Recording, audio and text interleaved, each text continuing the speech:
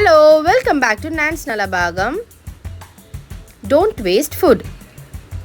இன்றைக்கி நம்ம ஒரு சூப்பரான evening snack cum starter recipe எப்படி செய்கிறதுன்னு பார்க்க போகிறோங்க. வெறும் ஸ்டார்டர் மட்டும் இல்லைங்க, லஞ்சுக்கும் டக்கரான ஒரு சைட் டிஷ்ஷாகவும் இது இருக்கும். என்ன ரெசிபின்னு யோசிக்கிறீங்களா? இறால் பக்கோடா எப்படி செய்கிறதுன்ட்டு பார்க்க போகிறோம்.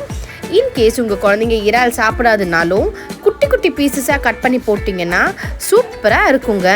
செஞ்சு பார்த்துட்டு எப்படி இருந்துச்சுன்னு சொல்லுங்கள். செய்கிறதுக்கு தேவையானது என்னென்னு பார்த்தீங்கன்னா, இறால் 100லேருந்து 150 கிராம் எடுத்துக்கோங்க. தேவையான அளவு உப்பு போட்டுப்போம். ஒரு 10 மினிட்ஸில் இந்த ரெசிபி ரெடி ஆகிடுங்க. நீங்கள் இறால் க்ளீன் பண்ணி வச்சுருந்தீங்கன்னா 5 to 10 மினிட்ஸில் இந்த ரெசிபி நம்ம ரெடி பண்ணிடலாம். வீட்டுக்கு யாரும் கெஸ்ட் வந்திருந்தாங்கன்னா கூட இந்த மாதிரி ஒரு வித்தியாசமான ரெசிபி பண்ணி கொடுத்தீங்கன்னா ரொம்பவே விருப்பமாக சாப்பிடுவாங்க. இறால் கூட நம்ம உப்பு, வெறும் மிளகா பொடி 1 ஸ்பூன் போட்டிருக்கோம். இதுலேயே பார்த்தீங்கன்னா கடல மாவு 1/2 கப்லேருந்து 75 கிராம் போட்டுக்கலாம். 2 ஸ்பூன் சோள மாவு, 2 ஸ்பூன் அரிசி மாவு போட்டுப்போம். அந்த பச்சை ஸ்மெல் வராமல் இருக்கிறதுக்கு மஞ்சள் பொடி 1/2 ஸ்பூன் போட்டுக்கோங்க. இது கூடவே பொடியாக நறுக்கி வச்சிருக்க புதினா கொத்தமல்லி போட்டுக்கலாம். கண்டிப்பாக ஸ்கிப் பண்ணாமல் போடுங்க.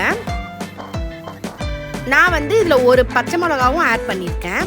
உங்களுக்கு வேணாம், கிட்ஸுக்காக தான் செய்கிறீங்கன்னா பச்சை மிளகாவை ஸ்கிப் பண்ணிவிடுங்க. சாட் மசாலாவும் வேணும்னா நீங்கள் ஆட் பண்ணிக்கலாம். இது கூட நீல வாக்கில் கட் பண்ணி வச்சுருக்க ஒரு வெங்காயம் எடுத்திருக்கேன். நல்லா நைஸாக அரிஞ்சுக்கோங்க, அப்போ தான் நல்லாயிருக்கும் பக்கோடா சாப்பிட்றதுக்கு. சோம்பு 1/2 ஸ்பூன் போட்டுக்கோங்க.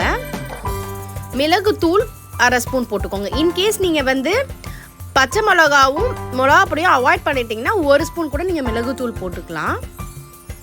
சாட் மசாலா 1 ஸ்பூன் வேணால் போட்டுக்கோங்க. நீங்கள் போடுற மாதிரி இருந்தால் டேஸ்ட் கரெக்டாக இருக்கும். இப்போ லைட்டாக தண்ணி ஊற்றி பிசைஞ்சிட்டு எண்ணெயை மீடியம் ஃப்ளேமில் வச்சு சூடானதும் பொரிச்சு எடுத்துட வேண்டியதாங்க. இறால் பக்கோடா ரெடி. இதுக்கு நீங்கள் சாஸ் கூடவோ இல்லை மைனஸ் கூடவோ சாப்பிட்டிங்கன்னா சூப்பராக இருக்குங்க. சாப்பாடுக்கும் நல்ல சைட் டிஷ்ஷாக இருக்கும். மறக்காமல் செஞ்சு பார்த்துட்டு எப்படி இருந்துச்சுன்னு சொல்லுங்கள். நன்றி.